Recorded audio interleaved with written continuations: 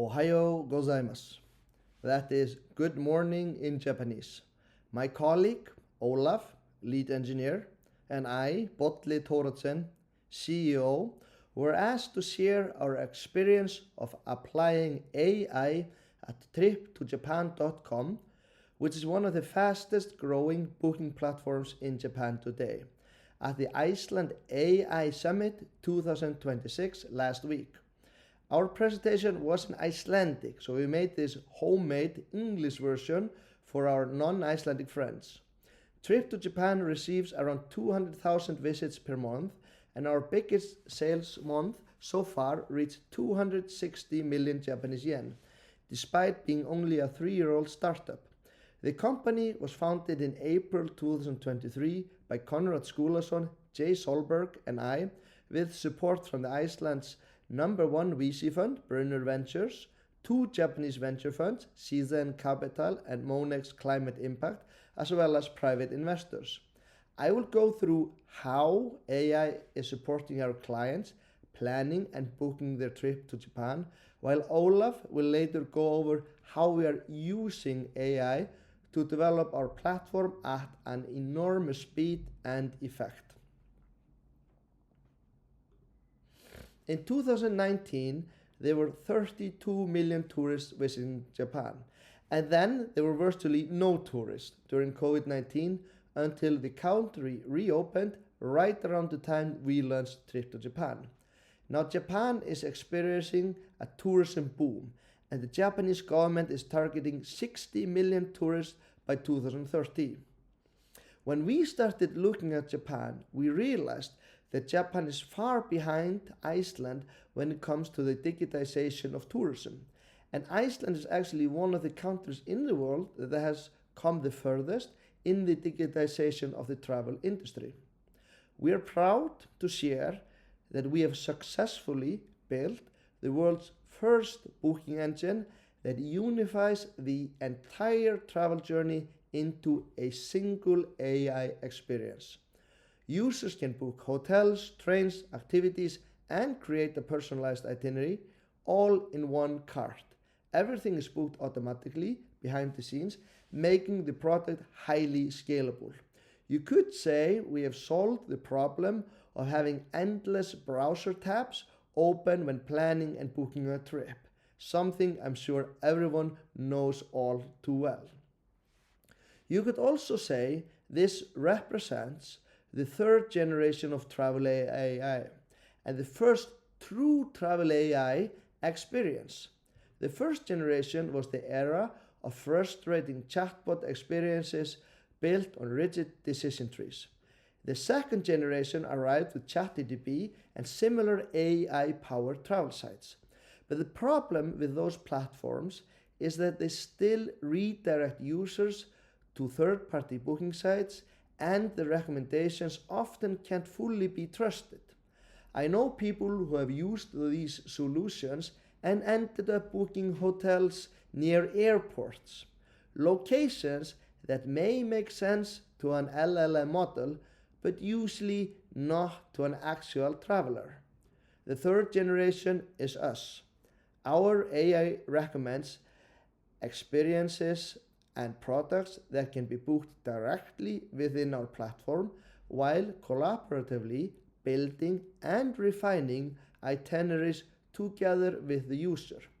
The intelligence is powered by our deep expertise and knowledge about Japan, combined with recommendations from a community of influencers and Japan specialists on our platform.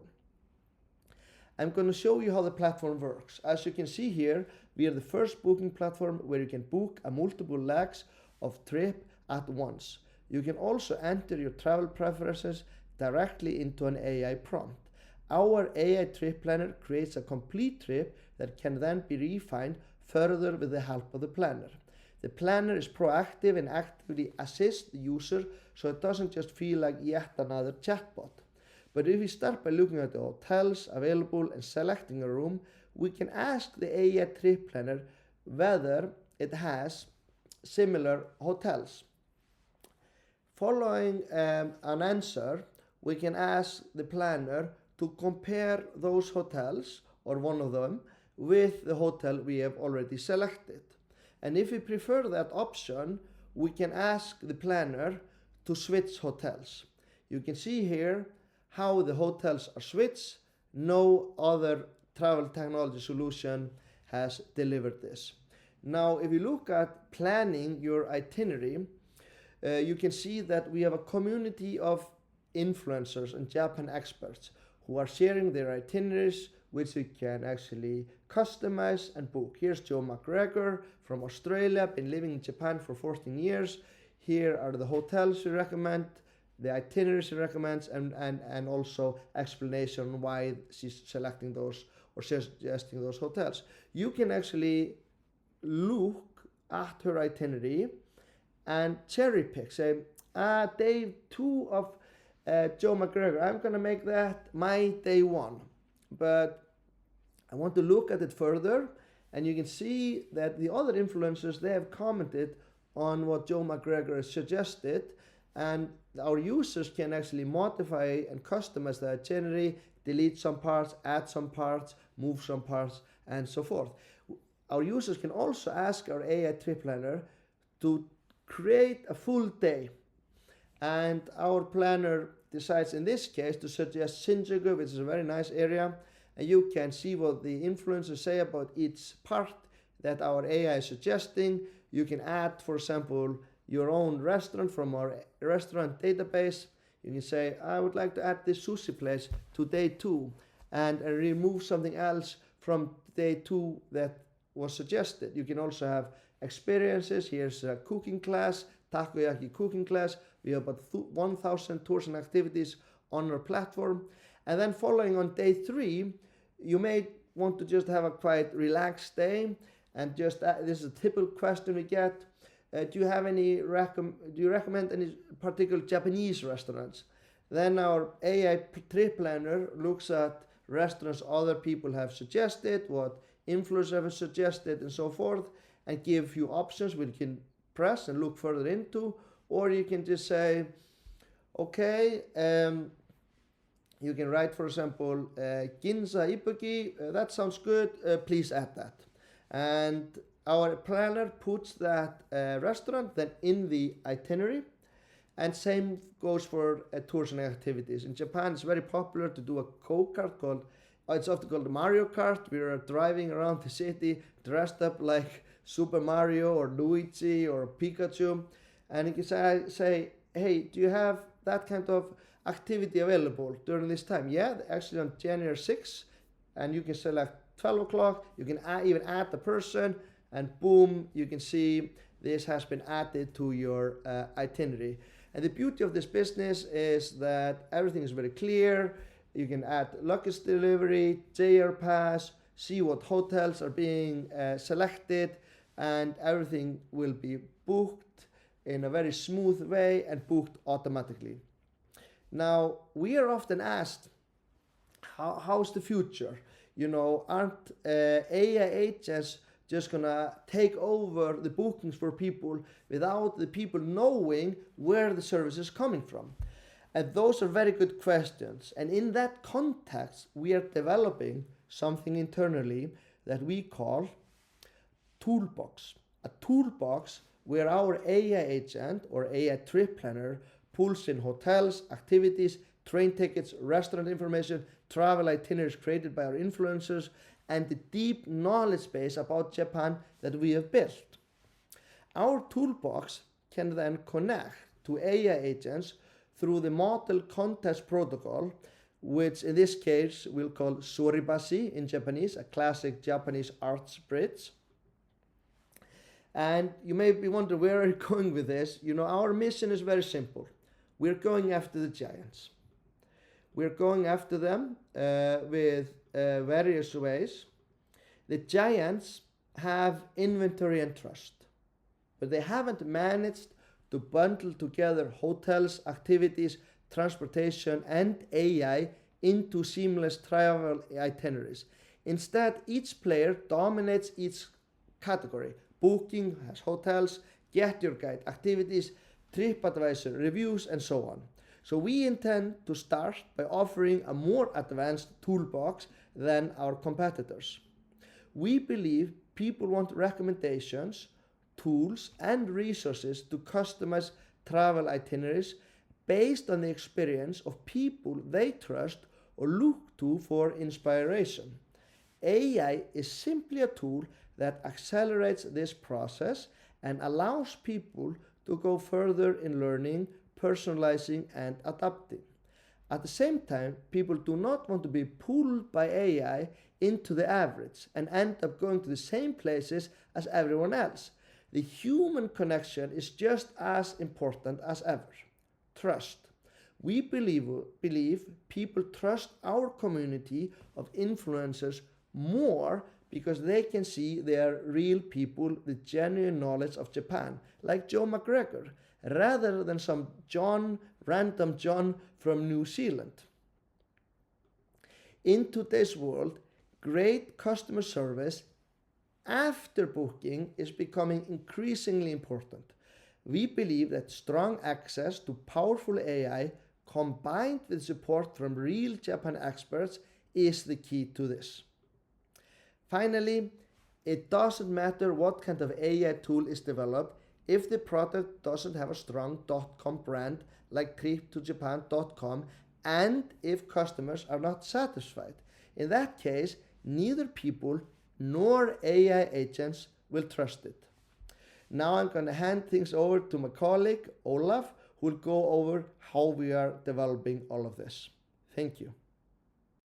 Last Tuesday night, our COO, Konrad, went to bed at 11, which is unusually late for him.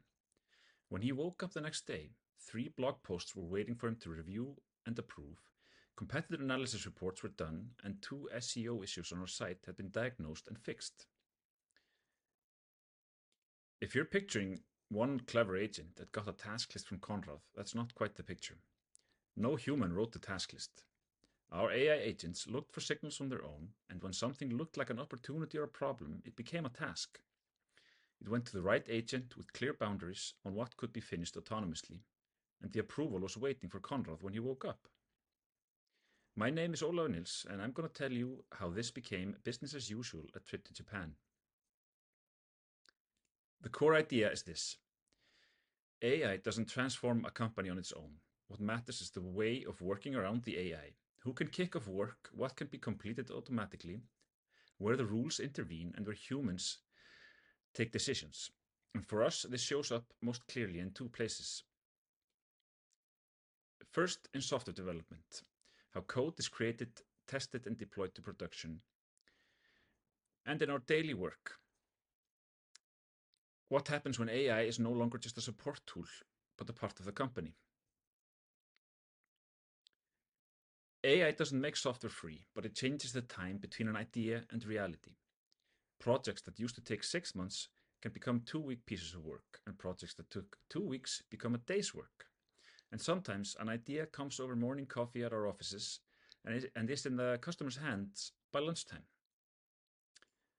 So the new question isn't, can we build this? It becomes, is this still relevant when it's ready? An idea that takes 6 months to build, will it still be right 6 months from now? If your market, product, and customers change faster than your process, then the problem isn't your software development. The problem is the process itself. And that's why software development has to be rethought. Not just the tools, but the framework, the orchestration, and the goals. This is what happens when the way of work matches the new reality of software development. 2 full-time developers, Jökull, our CTO, and me. Since the start of the year, 950 releases and updates have shipped to our website. That's more than 51 releases a week, or over 10 on every working day. A pace like this doesn't just happen, it requires an environment that is efficient. The first part of an efficient environment is the harness. Not the model itself, but the system that wraps around it while it works. That's where the guidelines, tools, the permissions, and the code rules live. The harness tells the AI agents where it's allowed to go, what it can't do on its own, and when it needs to stop. And we split this into 2 layers. The first layer is context. 19 guideline files in the codebase that explain how the system works, which tools may be used, and where the agent should stop. And the second layer is the enforcement. Hundreds of lines of code rules that run on every change and prevent missteps. The guidelines try to steer the agent in the right direction, but the code rules are the hard line. If the agent accidentally goes off track, they pull it back in before the change goes any further. Here are 3 short examples of our code rules. No file can exceed 500 lines. That forces the agent to break the work into smaller units that a human can review much more easily. We also cap complexity and how deep the reasoning is allowed to go. If a change needs too many decisions across too many layers, the agent has to break it up. And we ban fuzzy shortcuts where the code stops saying precisely what it means. Our rule is simple. If the agents are going to work fast, the code has to be in chunks that you can understand and review and fix. Because vague code is hard both for AI and humans. The second part is orchestration. Speed doesn't start with fix this. First, there has to be a plan. What is being changed, how we know it worked, and where we can't take chances. And then the orchestrator takes over. It breaks the work into smaller pieces that can run in parallel. Each piece goes into a loop. One writes, one reviews. If something doesn't pass review, it goes back into the queue with comments. If it passes, it moves forward. When the whole thing passes, a pull request is opened. Then 5 review agents and more than 200 automated tests run. And then in the end, a human takes the final decision. That's how speed becomes a process you can trust. And once the harness is in place, who can kick off the work changes. It no longer has to come from a developer. An employee in our company can write in Slack, "This breaks when I do X." An agent picks it up, reads this description, and writes the issue up. Then it enters the same loop as before: rules, review, tests, and approval. It isn't shipped directly. At the end, a human steps in and asks, "Was the problem really solved?" And that's where the focus shifts from the code to the work itself. How it starts, where it goes, and where a human takes over. But then the next question comes. Why does this stop here? We started using the same thinking in the daily work of our company. A task comes in, an agent gets the role, the system says what can be finished automatically and where a human has to approve. At that point, it's no longer just software development. It becomes a new way of working for the company. This is a picture of the org chart in our agent system. It looks like an org chart for humans because that's exactly how it works. At the top is a CEO agent. Below are a CTO, a marketing lead, a project manager, and so on. As in life, the titles aren't the main point. The boxes say who owns what, where the work goes next, and where a human has to step in. Take the content work we do as an example, not because SEO or content is the main point, but because it shows how the org chart works. 3 agents monitor the situation every day continuously, or search results, competitors, and our own website. They don't come back with a long report. They come back with suggestions. The marketing agent picks one and says, "This is worth it." And then it moves forward. A writer writes, a reviewer reads, a human editor then approves or rejects.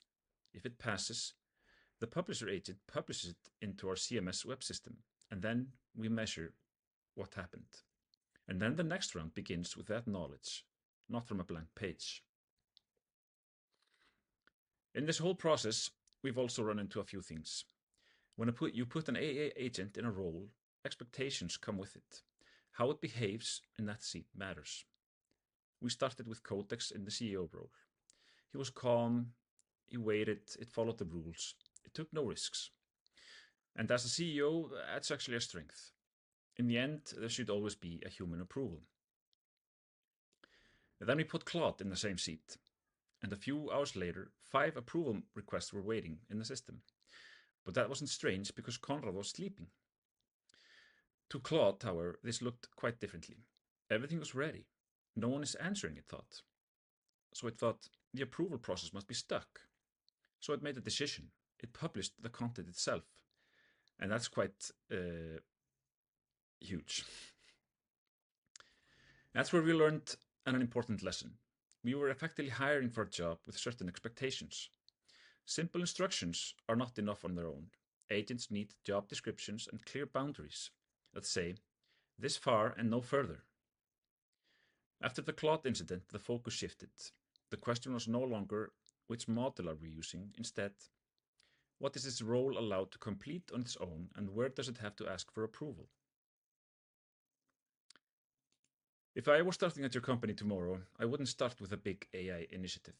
I would pick one workflow that matters and is narrow enough to keep an eye on. And then I would write the job description, the boundaries, and the points where the system should stop before going too deep on model selection. And I would measure what matters, what got completed, how fast, and how often a human had to step in, and what the system learned for the next round. So if I had to leave you with one sentence, it would be this. Don't bolt AI onto an old way of working. Redesign the work so the system handles what it should handle and humans step in where they matter the most. This is what applying AI really means. Thank you.